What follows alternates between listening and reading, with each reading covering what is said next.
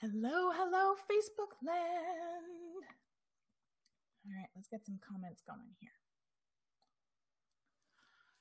It is Tuesday night, and that means that it's live broadcast night round here. So tonight, we're starting a new series of broadcasts. I polled my group, the Parenting Posse, and asked what they'd like to learn about in October. And to my very large surprise, and y'all are always surprising me, the majority of poll respondents wanted to learn about various child development theories and practices out there. So, just gonna make sure I can see my comments. Facebook's being very slow. So if I had to guess, because I really wasn't expecting this, I'm guessing that it's likely because a lot of you are trying to decide on preschools and daycares and even kindergartens, and a lot of them throw around a lot of jargon like Reggio Emilia and Montessori and Waldorf and child-centered, and heck, I use that one, and child-led and tools of the mind, and there's a whole list. And that can be quite overwhelming as a parent because you don't have a degree in early childhood education, but lucky for you, I do. So over the next few months, we're going to look at a different child development theorist each week, talk a bit about where they came from, what shaped them, what the principles they put forward look like, and real-life examples of their applications. So if you're watching, say hello. Let me know if you can hear me. Let me know where you're joining me from. If you have questions or comments as we go along, please, please, please put them in the comments. If something coming out of my mouth fills you with joy, hit the heart. If I'm unintentionally funny, give me a laugh. By engaging with the broadcast, you help Facebook know who else needs to see this. So once again, looking for my comments. Here we go. And I'm just going to make sure that this is also going into the Parenting Posse. Okay, bear with me, guys.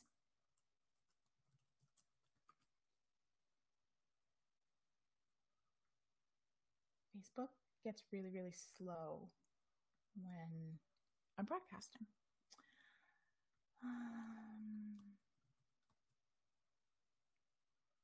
Oops.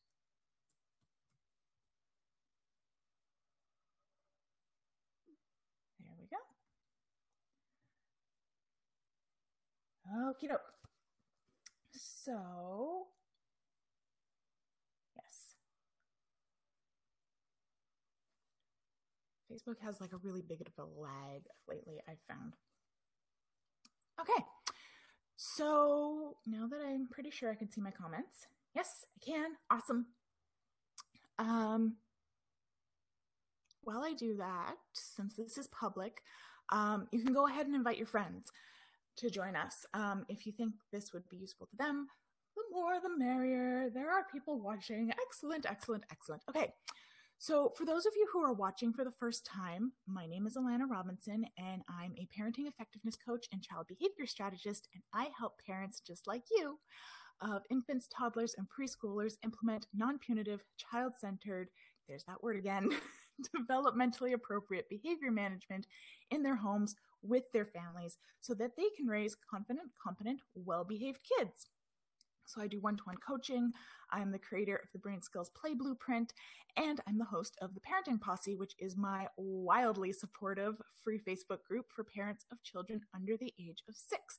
And we chat about all kind of kid stuff and parenting stuff in there. Okay. So tonight, I'm going to kick things off with my personal favorite theorist, which is Lev Vygotsky. Now, I'm not really doing these in any specific order.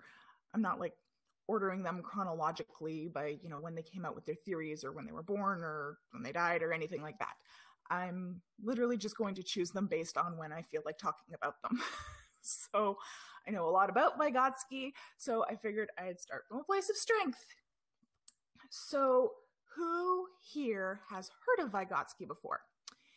If you're on my email list, you've probably heard of him because I wrote a couple emails about him in September. Vygotsky is the father of constructivism, and we'll talk a bit more about that in a second. But if you'll excuse me sounding like a Wikipedia article for a moment, Lev Vygotsky was born in 1896 in Soviet Russia, in an area that is now considered Belarus. He graduated from the University of Moscow in 1917 with a degree in literature, and he passed away in 1934 from tuberculosis. So he was around at the same time as Piaget and Freud and Montessori, and they all kind of knew about each other, and they kind of challenged each other's ideas. So these are all kind of going to puzzle in together, kind of, sort of, a bit. So as I said, Lev, handsome devil that he was a father of constructivism. What is constructivism? Constructivism posits that knowledge is built. It's constructed. And children construct their knowledge from their lived experiences. So if you've ever attended one of my webinars or spent even a tiny bit of time in the parenting posse, you probably know that Lev and I are BFFs. Children build their understanding of the world by what they experience. If a child has an experience over and over and over, they're going to understand that experience as truth until proven otherwise. Now, when Vygotsky came on the scene, he kind of turned the early childhood development world on its head because he didn't actually have any specific training in psychology or child development. His degree is in literature. So he really brought kind of a fresh and kind of unconventional perspective to the field, especially in that he really believed in qualitative research. So he really believed that observation and a child's demonstrations of their competence is just as, if not more, valid than their test scores, which modern research has actually really validated. And the modern education system is really very slowly, but they're starting to incorporate that. So that's really kind of cool. So Vygotsky's theory is called the theory of cognitive development, which is very academic sounding. And the main concept of cognitive development theory is what's called the zone of proximal development. So that's what he called the space between what a child can do on their own versus what a child can do with help. And this space in between here, this is the stuff that they can't do all by themselves, but that they can do with just a little bit of guidance and support from what he called the more knowledgeable other. So the more knowledgeable other would also, we tend to call them teachers or guides. I tend to use the term guide. Vygotsky's work is really centered on the fact that social and cognitive development work together and build on each other. You can't learn in a vacuum. So your development is literally shaped by the adults and children in your environment who you interact with on a daily basis. And that's really kind of his primary contribution to our understanding of young children, the importance of teachers in advancing a child's knowledge and development. So, I'm sure you can see where this is going. It's fall, that means I'm getting all gummy. Okay, so I'm sure you can see where this is going. All of this means is that parents have a huge influence on their child's development. We teach, and the child internalizes and then uses that internalized information to regulate their behavior. And this person this guide doesn't necessarily have to be an adult. It can be another child. So I actually have a really good example of a child moving another child through their zone of proximal development from my own life that happened very recently. So all summer, I've been trying to get my oldest son to understand the concept of peeing standing up outside, like all summer long. Which is a very difficult thing to teach as a woman, as I'm kind of lacking some of the necessary parts. So it wasn't really working at all. I tried to help him. I tried to explain it. I tried setting up the environment so that he had to try by keeping him outdoors. It just wasn't working. I was trying to scaffold him through this, because I was like, this is supposed to be one of the benefits of having boys, right? Not always having to run for the bathroom. But I really wasn't able to.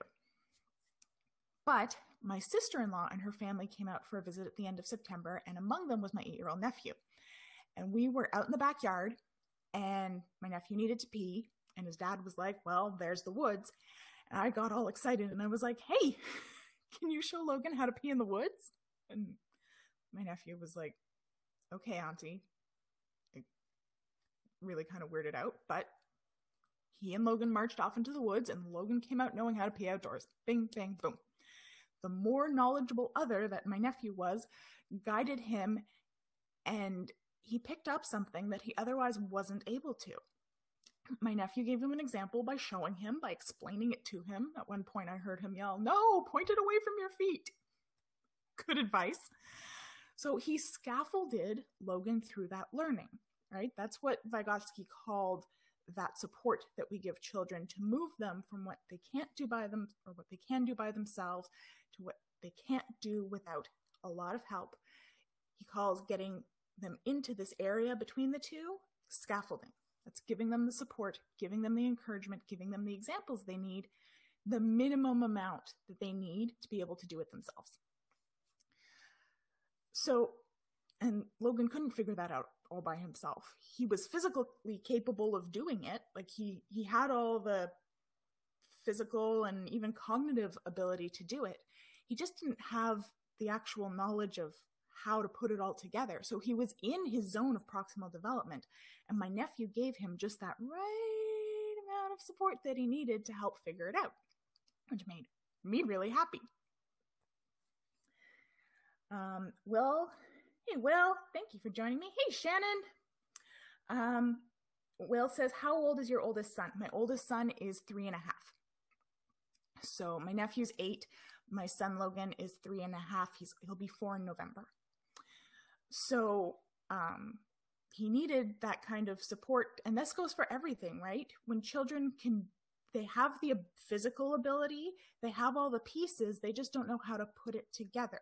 Another example that is used a lot in textbooks, which is kind of drab, but it does get the point across, is the concept of backwards chaining, especially with a zipper, right? So the textbook example is that if a child is learning how to do up their zipper, well, first you're going to put the little pieces together at the bottom for them and hold it, and they're going to zip it up. And then next, you're going to hold one side of the bottom, and they're going to get the other little piece in and zip it up. And then you're going to, hand over hand, help them hold the one side while they get the little piece in the bottom and zip it up. And you're going to gradually remove your support. That's another kind of scaffolding, where you're giving them just the amount of support that they need in order to be successful, right?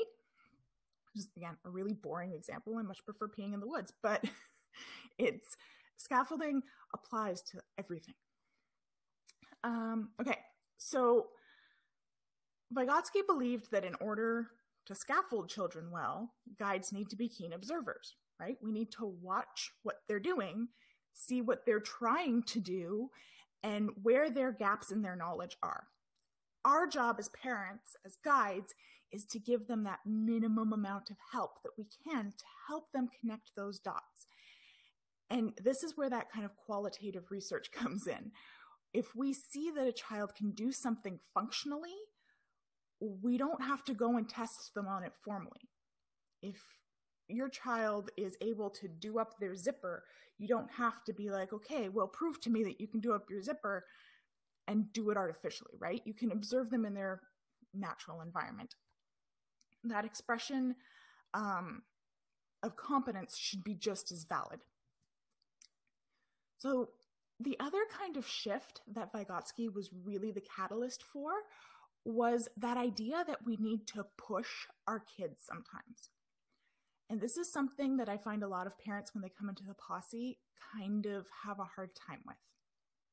And we're going to talk about it again a little bit more when we discuss Piaget in another week, because Piaget was Swiss and he was on the western side of the Berlin Wall, and his theories were more widely known and understood earlier because Vygotsky was kind of hidden back there in Soviet Russia. It wasn't as easy for his theories to come across to the more western side, North America and Europe. So one of the fundamental differences between Piaget and Vygotsky's theory is that Piaget really believed that development is purely tied to age. So parents and educators who were more familiar with his theories, and again, we'll talk about that a little bit more another week, they didn't want to push kids because they wouldn't be able to understand anyways, right? So Vygotsky, when he showed up on the scene and his theories began to come more westward, that idea that we can and we ultimately need to push our kids to extend them in order to help them achieve higher development, that was a really radical idea. Now it seems obvious, but it wasn't back then. So another tenet of his theory was that language presents that shared experience necessary for cognitive development. That's how we teach them, that's how we guide them through their zone of proximal development, right? We need to communicate. And that guides can encourage cognitive development by inciting conversations, because growing and learning don't necessarily happen just naturally, right? Humans are lazy. So by provoking conversations, by talking about things, either with our children or between children, we create the environment for cognitive development. Will, what did you say? Will Garcia says, by the way, my wife and I love when you go live. We learn so much. We're new to parenting with a 2-year-old. Oh, Will, that makes me so happy. Thank you. I'm so glad that you show up live and that you watch. And I'm so glad that you're commenting. Thank you. Okay. Got me through it again. Okay. So those of you who've attended one of my webinars are probably familiar with this idea because a form of therapy that I'm trained in, pivotal response therapy, that's the central idea, right? No development can happen without language, without communication.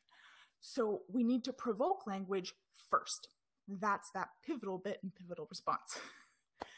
So Vygotsky also introduced the idea of executive functions and cognitive control. And now that's actually been proven that executive functions are the main predictor of school success, far more than any academic learning. So children who lack these skills aren't able to learn in a deliberate manner. And I'll pull a quote from Tools of the Mind for this one.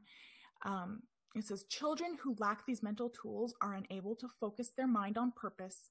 Consequentially, their learning is less effective and efficient.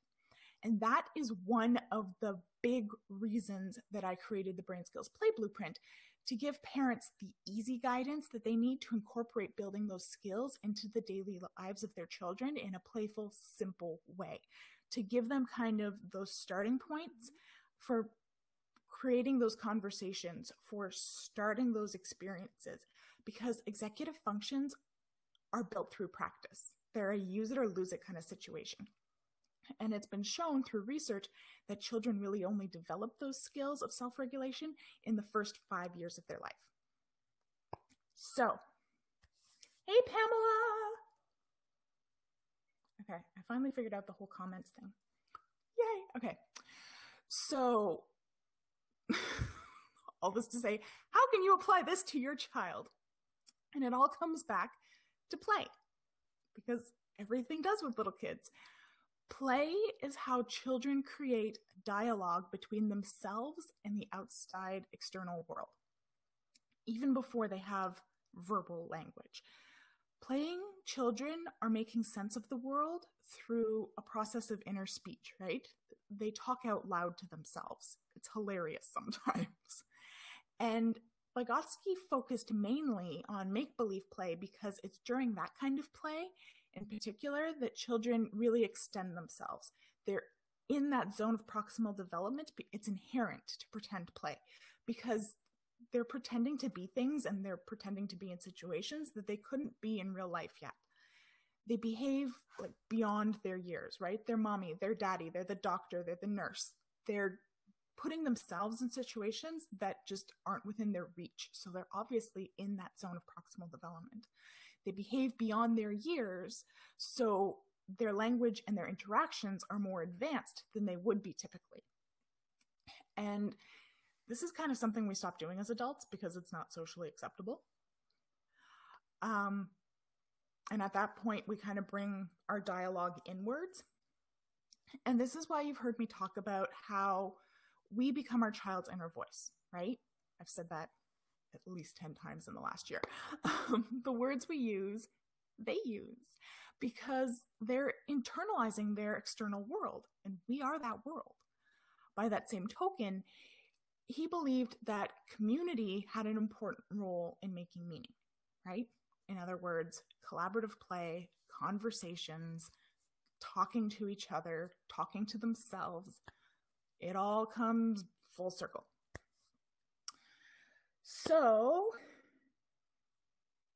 Pamela says, good info. Thank you, Pamela. Okay, so that's like the really quick, I'm not sure if it was really quick. That's like the Coles notes on Vygotsky. And I could really talk about him and his theories for like hours, especially because a lot of his theories aren't so theoretical anymore. They've been proven and they've been supported by modern research and science. As I said, two of the modalities that I have training in, pivotal response therapy and relationship development intervention, both have underpinnings in Vygotskyism. PRT is all about development happening via communication and language, like I said. RDI is all about that master-apprentice relationship. Again, has that basis in Vygotsky with the guide and the child who is learning through the zone of proximal development. So, and both of those are really well-regarded therapy models. And that's just two examples. So if you're looking for like a constructivist preschool, the early learning curriculum that's kind of grown out of Vygotsky's teaching is called Tools of the Mind. Reggio Emilia schools, and we'll talk a bit more about Loris Malaguzzi and Reggio Emilia another week. They have Loris Malaguzzi, and what he did in Reggio Emilia really, again, pulls from that work of Vygotsky. So if that makes sense to you and it excites you and you want your child to kind of be in that kind of environment, it's definitely out there. You just have to look for it in the right spots. Okay, did you guys learn something tonight? I hate feeling like I'm lecturing. And I know this is kind of dry information, but you guys wanted it. So I hope you learned something tonight. I hope it helped make sense a little bit more of me, because, as I said, I tend to follow this way of thinking. And I hope that it kind of gave you a bit more of an idea of how children make meaning and how they learn. So if you learned something tonight, drop me a fist bump emoji in the comments. If you have any questions, now's the time to ask them. I hope that this was helpful to you and that it wasn't too dry. This was really just kind of scratching the surface of all that is Vygotsky.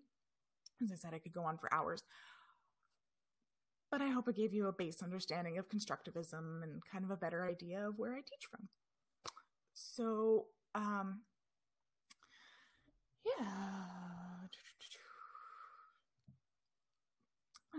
So Vygotsky's theories and practices, that have stemmed from them.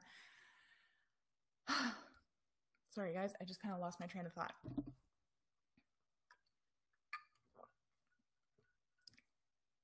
What was I saying? Yeah, Vygotsky's theories and practices have had the most influence on me professionally. He may be long dead, but I think he's kind of neat. So, on that note, if you're struggling with the whole how do I parent in a way that supports my child's cognitive development, increases their executive function use, and is non-punitive and developmentally appropriate, that's where my free scripts for managing the top 10 crazy-making behaviors come in. It's a pack of 10 audios. They're each about 2 minutes long. And they teach you the basics of speaking to your child to encourage those critical thinking skills that when it comes to like self-regulation and behavior, all that good constructivist stuff. So that is linked up in the pinned post. They're totally 100% free. They're my gift to you. I really, really love them. I get love letters daily from people who've downloaded them and have really implemented them and telling me how they're genuinely changing how they're parenting. And that makes me so happy, because if, you don't have to take my word for it or take Vygotsky's word for it. Seeing is believing, right? So if you're watching this going, well, that all sounds well and good, but how does this play out in my real life? That's a great starting point for you. And the link to grab those is up in the description of this video or over on the side of this video. So thank you all for joining me tonight. If you aren't already and you have a child aged 5 years old or younger, I invite you to come join us in the Parenting Posse. Promise we don't bite. It's an amazing community of parents. When